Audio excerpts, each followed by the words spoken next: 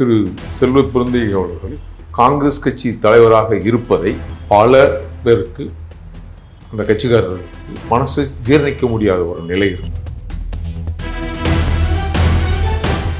இப்போ விஜய் அவர்கள் பார்த்தீங்கன்னா இன்னைக்கு புதுச்சேரியில் வந்து பிரச்சாரம் பண்ணிட்டு இருக்காரு. அங்கே பார்த்தீங்கன்னா அவரோட கார் மேலே ஏறி இந்த தொண்டர்கள் பண்ணுற அராஜகமாக இருக்கட்டும், அப்புறம் ஒரு முதியவரை வந்து அந்த பவுன்சர் தள்ளி விட்டதாகட்டும், இந்த மாதிரி தொடர்ந்து அவரோட பிரச்சாரத்தில் நடந்துட்டு இருக்குல்ல சார், இதுக்கு என்ன காரணம்? தொண்டர்களை ஒரு நெறிப்படுத்த தவறிவிட்டார் திரு விஜய் அவர்கள். இந்த தற்கொலை கூட்டங்கள் இப்படி ஆட்டம் போடத்தான் செய்வார்கள். முதலமைச்சர் ஸ்டாலின் கிட்ட ஒரு சொந்த கார் கூட இல்லை, அதாவது ஒரு சொத்து மதிப்பு வெறும் 5 கோடி தான் இருக்குது அப்படின்ற மாதிரி தகவல்கள் வந்துட்டு இருக்கு. ஸோ இதுக்கு என்ன காரணம் சார்? அவருக்கு சொத்து இருக்கா இல்லையா என்பதை சமீபத்தில் வெளியான திரு ராஸ் அவர்களுடைய அந்த ஆடியோவில் தெளிவாக தெரியுது. திரு ஸ்டாலின் அவர்களுடைய மகன் திரு உதயநிதி அவர்கள் செய்தித்தாளில் தான் பார்த்து தெரிந்து கொண்டேன் என்று சொல்ற அந்த விதமும் நடையும் இருக்கிறது என்று சொன்னால் இது ஒரு கேலி சித்திரமாக, கேலியாகத்தான் பார்க்கப்படுவார்கள். திரு மோடி அவர்கள் எந்த நிலையில் அவரை இந்த சமூகம் ஒதுக்குகிறது? திரு முரசொலி மாறனும் திரு கருணாநிதியும் திரு வாஜ்பாய் அவர்களுக்கு முரட்டு பக்தராக இல்லாமல் எந்த பக்தராக இருந்தார் என்பதை தமிழக மக்கள் நன்கு அறிவார்கள்.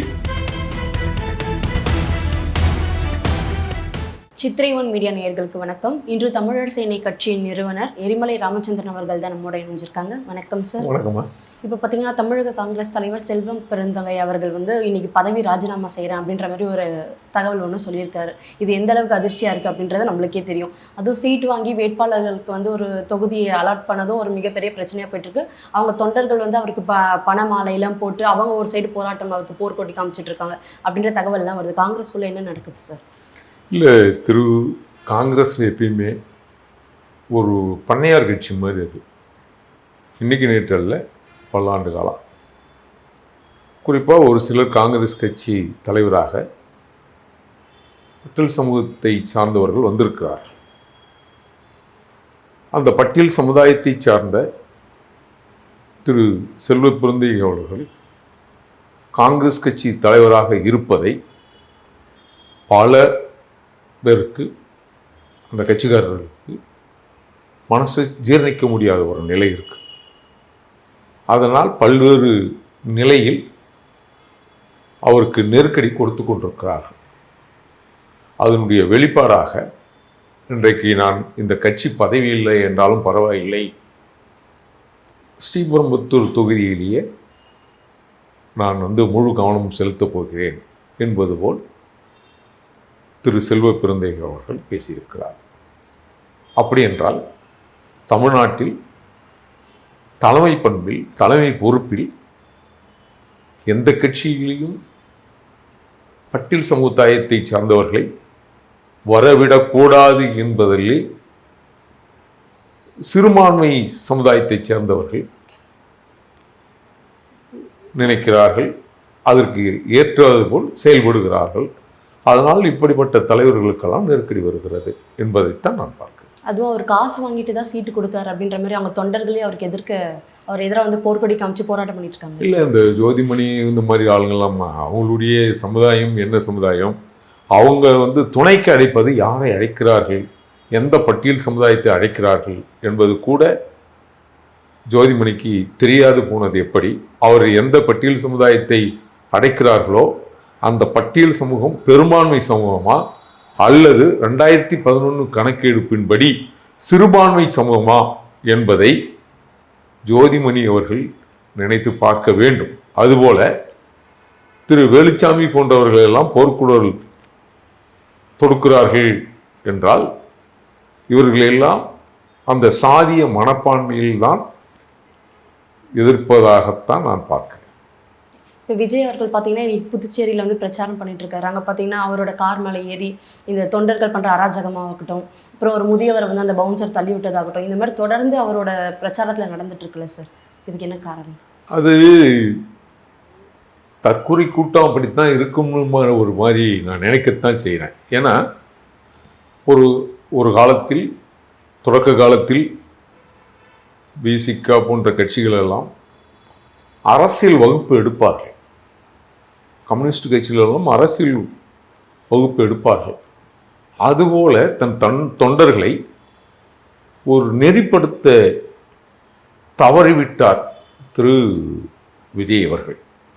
அதனுடைய வெளிப்பாடாக திரையரங்குகளில் இந்த பால் அபிஷேகம் செய்வது போல், கட்டாவிட்டு வச்சு ஆட்டம் போடுவது போல், இவர்களெல்லாம் அரசியலை சினிமாவாக பார்க்குற நிலை இருப்பது.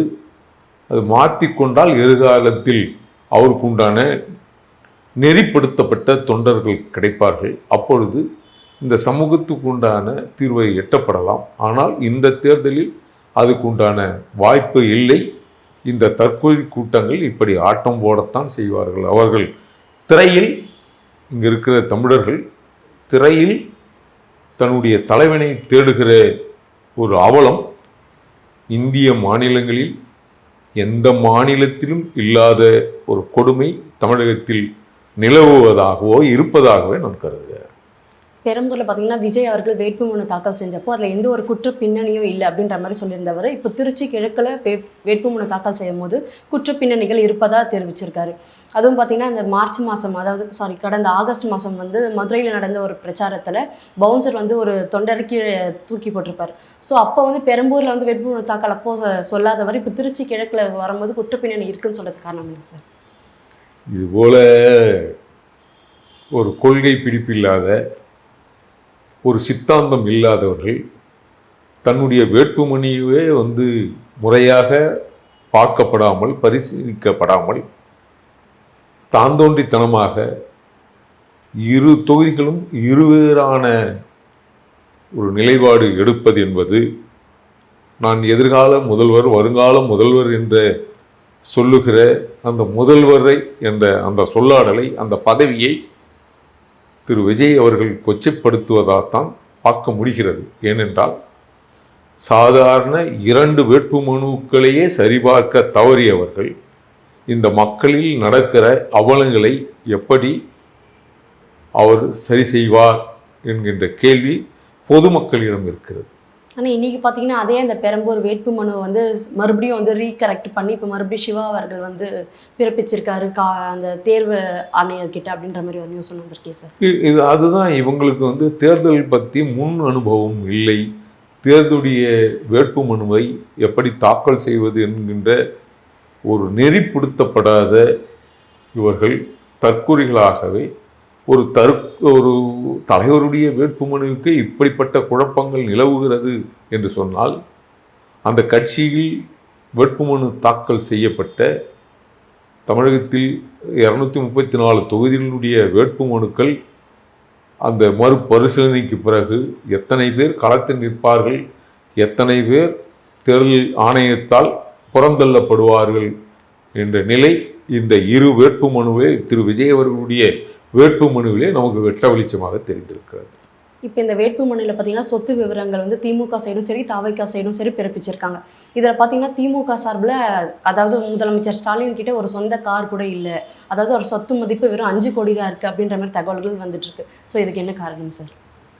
அவருக்கு சொத்து இருக்கா இல்லையா என்பதை சமீபத்தில் வெளியான முன்னாள் திரு ராஸ் அவர்களுடைய அந்த ஆடியோவில் தெளிவாக தெரியுது.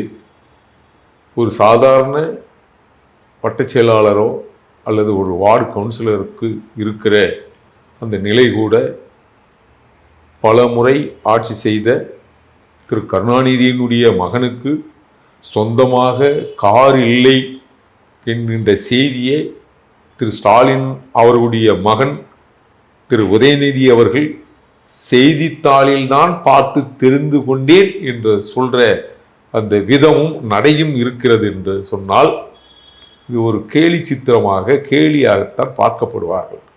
தன்னுடைய தந்தைக்கு முதல்வர் என்கின்ற பதவி முன்பு வந்ததா, முதலில் வந்ததா, அல்லது தந்தை என்கின்ற அந்த பதவி முதலில் வந்ததா என்பது கூட திரு உதயநிதிக்கு, இந்த பால்டாயில் பேபிக்கு தெரியவில்லை என்றால், இவர்களெல்லாம் எப்படி எந்த அரசியலை கற்றுக்கொண்டு பொதுவெளியில் வருகிறார்கள் என்பதே நமக்கு கேள்வியாகவும் ஐயமாகவும் இருக்கிறது. தன்னுடைய தந்தைக்கு கார் இல்லாத செய்தியே பேப்பரில் பார்த்து தான் இவர் எந்த நாட்டில் இருக்கிறார், எந்த லோகம்னு சொல்லும்ல, எந்த லோகத்தில் இருக்கிறார் என்பதே நாம் கேள்வி எழுப்ப வேண்டிய நிலையில் தமிழக மக்கள் இருக்கிறார்கள். அவருக்கு சொத்து இவ்வளவுதான் என்பதை உண்மையிலே நான் இது இப்படி சொல்லக்கூடாது. திருமதி துர்கா ஸ்டாலின் இருக்காங்கல்ல, அவங்க தலையில திரு ஸ்டாலின் சத்தியம் தலையில அடிச்சு கையை வச்சு சத்தியம் பண்ணுவாராரு இவ்வளவுதான்னு. ஏன்னா ஒரு அப்பட்டமான பொய் இது. அப்படி இருக்குமா? அவங்களுடைய 75 வருஷமா கட்சி நடத்திட்டு வந்திருக்காங்க. ஆனா 5 கோடி தான் இருக்குன்னு அவங்க ட்ரஸ்டிலேயே கிட்டத்தட்ட எத்தனையோ 1000 கோடிகள் இருப்பதாக எதிர்க்கட்சி தலைவர் சொல்லியிருக்கிறார். ட்ரஸ்டிலேயே வச்சிருக்கும் போது தனக்கு ஒரு காது கூதல்னா இவர் என்ன காமராஜர்னு தன்னை அடையாளப்படுத்துவதற்கும் எளிமையானவர் என்று சொல்வதற்கும் அதை நீங்கள் சொன்னால் நம்புவதற்கும் இந்த தமிழக மக்கள் அப்படிப்பட்ட ஏமாளிகளாக இருக்கிறார்கள். இப்போ இருக்கிற தலைமுறையினரை பற்றி திரு ஸ்டாலின் அவருக்கு தெரியாது போனது எப்படி, இவரெல்லாம் எப்படி முதல்வர் ஆனார் என்ற கேள்வியே நமக்கு இருக்கு. இப்போ திமுகவில் பார்த்தீங்கன்னா ஸ்டாலின் அவர்கள் மோடியின் முரட்டு பக்தர் இபிஎஸ் அப்படின்ற மாதிரி தொடர்ந்து விமர்சனம் பண்ணிட்டு இருந்தவர் இப்போ எடப்பாடி அவர்களை நேரடியாகவே தாக்க ஆரம்பிச்சிருக்காரு, விமர்சனம் பண்ண ஆரம்பிச்சிருக்காருன்னே சொல்லலாம். ஏன்னா அவர் பண்ண அந்த பிரச்சாரத்தில் பார்த்தீங்கன்னா எந்த அளவுக்கு ஒரு வெற்றி அடைஞ்சிருக்காரு, மக்களோட வரவேற்பு அவருக்கு எப்படி இருக்கு அப்படின்றத நம்ம பார்த்துருப்போம். ஸோ இதுக்கு என்ன காரணம் சார்? இல்லை, திரு மோடி அவர்கள் எந்த நிலையில் அவரை இந்த சமூகம் ஒதுக்குகிறது என்கின்ற கேள்வி இந்திய மக்களுக்கு இருக்கு. அப்படி அவர் ஒதுக்கப்படுகிற நபராக இருந்திருந்தால் ஒரு தேசத்தினுடைய பிரதமராக வர முடியுமா என்பது கூட திரு ஸ்டாலின் அவர்களுக்கு தெரியவில்லை. அது மட்டுமல்ல, அப்போ இன்னொரு விதமான பார்வை, பிஜேபி கட்சியில் இருப்பதனால் திரு மோடி அவர்களை ஸ்டாலின் குடும்பம் இல்லை ஸ்டாலின் சார்ந்திருக்கிற கட்சி எதிர்க்கிறது என்றால் திரு முரசொலி மாறனும் திரு கருணாநிதியும் திரு வாஜ்பாய் அவர்களுக்கு முரட்டு பக்தராக இல்லாமல் எந்த பக்தராக இருந்தார் என்பதை தமிழக மக்கள் நன்கு அறிவார்கள் இல்லையா? அப்போ பிஜேபி என்பது வாஜ்பாய்க்கு ஒரு நீதியும் திரு நரேந்திர மோடிக்கு ஒரு நீதியும் என்பது இல்லை. திரு வாஜ்பாய் திரு நரேந்திர மோடி அவர்களை திரு கருணாநிதி அவர்கள் புகழ்ந்து, குஜராத்தினுடைய முதல்வராக இருந்த நரேந்திர மோடியை திரு கருணாநிதி அவர்கள் புகழ்ந்து பேசிய செய்திகள் கூட இருக்கு என்பதை வரலாறு தெரியாது போனது எப்படி இந்த திமுக காரருக்கு என்ற கேள்வி இருக்கு. ஆக முரட்டு பக்தர் என்பது திரு எடப்பாடியார் இல்லை, திரு கருணாநிதி தான் முரட்டு பக்தராக இருந்தார் என்பதை உலகம் நன்கு அறியும்.